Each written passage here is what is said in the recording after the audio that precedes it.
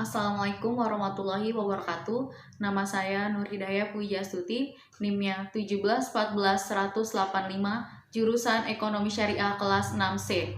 Baik, di sini saya akan menjawab soal ujian akhir semester mata kuliah Manajemen Perbankan. Jawaban yang pertama yaitu terdapatnya prinsip 5C, 7P, dan studi kelayakan. Prinsip 5C terdiri dari beberapa kriteria. Kriteria yang pertama adalah karakter, yaitu melihat bagaimana karakter atau latar belakang calon nasabah. Kriteria yang kedua adalah caparity, yaitu melihat bagaimana kemampuan calon nasabah membayar kreditnya. Kriteria yang ketiga adalah kapital, yaitu modal yang dimiliki nasabah yang khususnya diberlakukan pada nasabah yang meminjam untuk usaha bisnisnya. Kriteria yang keempat adalah collateral, yaitu jaminan yang diberikan kepada calon peminjam atau nasabah saat mengajukan kredit pada bank. Karakter yang kelima adalah kondisi di mana perekonomian nasabah baik general ataupun khusus yang dijalankan oleh nasabah, yaitu prinsip 7P. Prinsip 7P memiliki 7 kriteria. Kriteria yang pertama adalah personality, yaitu kepribadian dari calon peminjam yang mengajukan kreditnya.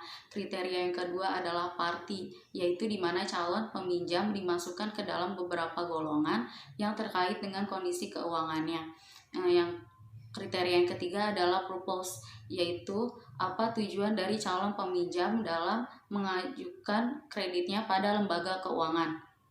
Kriteria yang keempat adalah prospek, yaitu bagaimana prospek dari usaha yang dijalankan oleh calon peminjam. Kriteria yang kelima adalah payment, yaitu yang mengukur bagaimana kemampuan bayar dari calon peminjam. Kriteria yang keenam adalah profitability, di mana pihak bank melihat bagaimana kemampuan calon peminjam yang menghasilkan keuntungan atau laba. Kriteria yang ketujuh adalah protection, yaitu mengacu pada jaminan yang dapat diberikan oleh calon peminjam.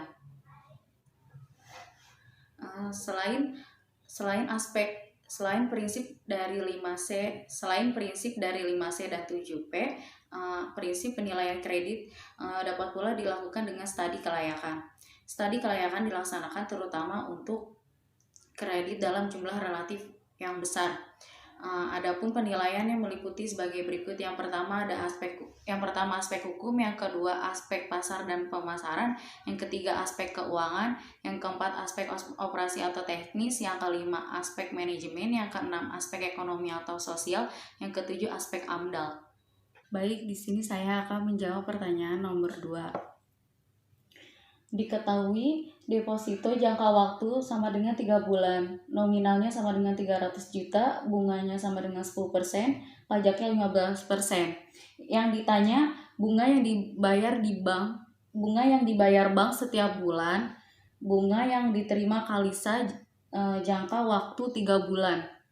Dijawab, bunga sama dengan 10% dikali 300 juta dibagi 12 sama dengan hasilnya 2.500.000. Pajak sama dengan 15% dikali 2.500.000, hasilnya 375.000. Jadi bunga yang dibayar bank tiap bulan sama dengan 2.125.000. Selanjutnya, bunga sama dengan 10% dikali 300 juta dikali 3 bulan dibagi 12 sama dengan hasilnya 7.500.000. Pajak sama dengan 15% dikali 7.500.000 sama dengan 1.125.000. Jadi bunga yang diterima Kalisa selama 3 bulan yaitu 6.375.000.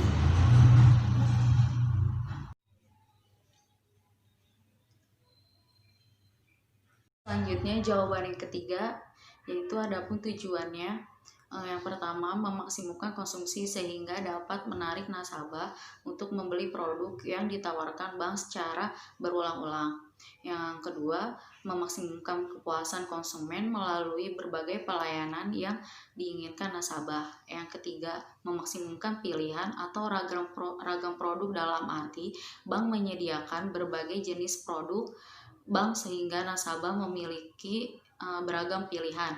Yang keempat, memaksimalkan mutu hidup dengan memberikan berbagai kemudahan kepada nasabah dan menciptakan iklim yang efisien. Selanjutnya yaitu konsep-konsep pemasaran. Ada 5 konsep pemasaran yang dapat dijadikan landasan pemasaran bagi masing-masing perusahaan. Yang pertama ada konsep produksi, yang kedua konsep produk, yang ketiga konsep penjualan, yang keempat konsep pemasaran, yang kelima konsep pemasaran ke masyarakat. Baik, mungkin hanya segitu penjelasan atau pemaparan dari saya. Wassalamualaikum warahmatullahi wabarakatuh.